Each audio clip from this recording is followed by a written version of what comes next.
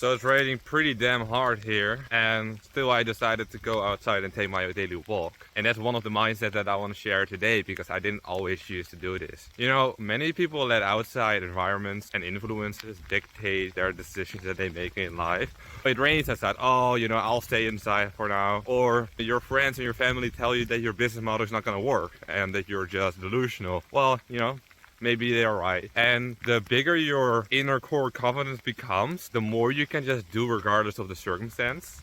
And you know, we all know of David Goggins. Like, would he stay inside when it rains? So this morning I was like, oh shit, it's raining. But I do my daily walk regardless of the weather. Whether it's storming or raining or good weather, I do my daily walk. And because of that, I even feel better about myself. I just do my thing, and I'm recording my phone, which is completely wet. And I just think it's a really nice mindset to have. I think that we should definitely look for ways to get outside of our comfort zone. And taking a walk in the rain is probably one of the easiest ways to do it. You know, it feels uncomfortable being wet, but at the same time, it's not the end of the world. I actually feel more alive when I take a walk in the rain than when it's just normal weather. And I also feel more alive when I choose to do my own thing rather than listening to what other people want me to do. So a degree of stubbornness is always useful to you, and even required in order to make it in the business world. Because you're going to get a lot of naysayers, starting with your family and friends, if they don't have the same mindset and they're just stuck in a job. But even I notice in the business world, I have people telling me that what I'm going to do doesn't work, or it doesn't work that way. Everyone has their own mindsets and beliefs, and you just gotta take it with a grain of salt and do your own thing, and only really listen to the people who are already where you want to be at. My fitness coach is this beast from Sweden, and he's super big.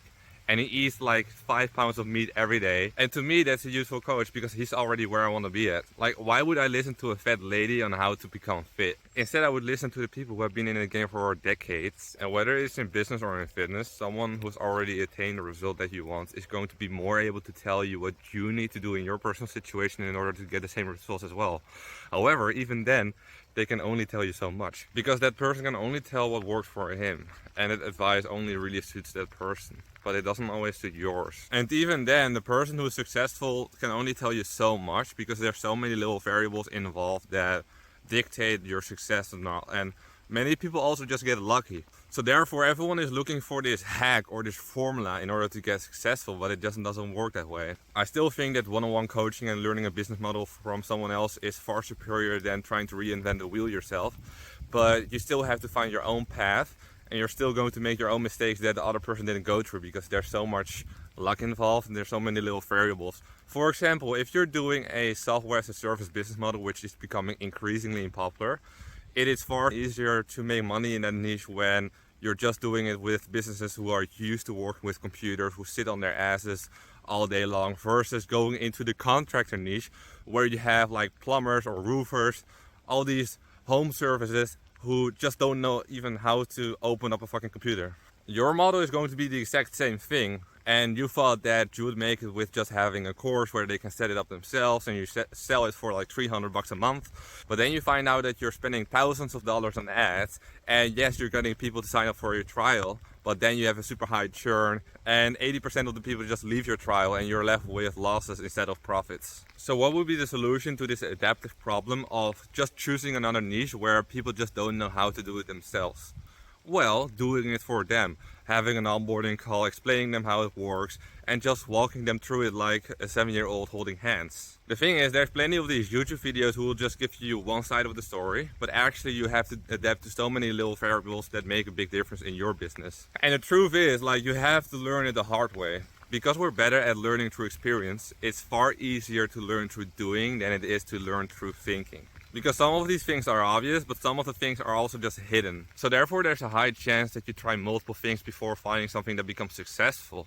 And that's normal, but it takes time. And if you can accept that fact that you're going to try multiple things and that you're going to pivot, then you're going to become successful 100%. Because you'll acquire all the intelligence that you need in order to do the right thing.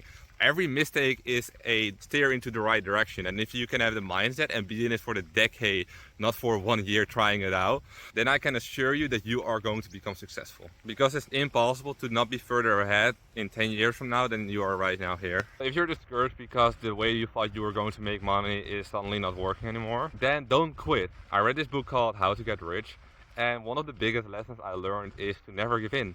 And if you never give in, you can never fail. And if you have the mindset, then you won't have to identify whether or not your current business model becomes a failure or not. Because even when it fails, you know that you can just try something else and try something else. And doing that will actually already make you feel better about yourself, rather than thinking like, oh, because my first business model was a failure, I'm a failure.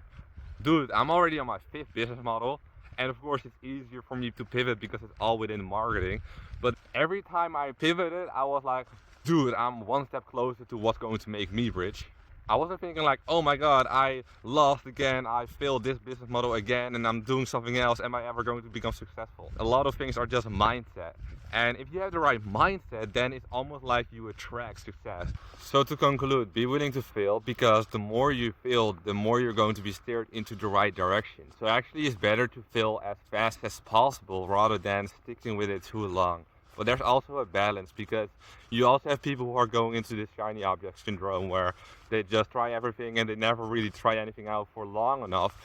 Anyway, a quick update on my business. I just finished my product and service delivery, and today we're starting with the sales side. So this is actually quite exciting because I worked on that for like 3 weeks, and now I can finally get to the selling, and we'll see what happens from here. Have a good one.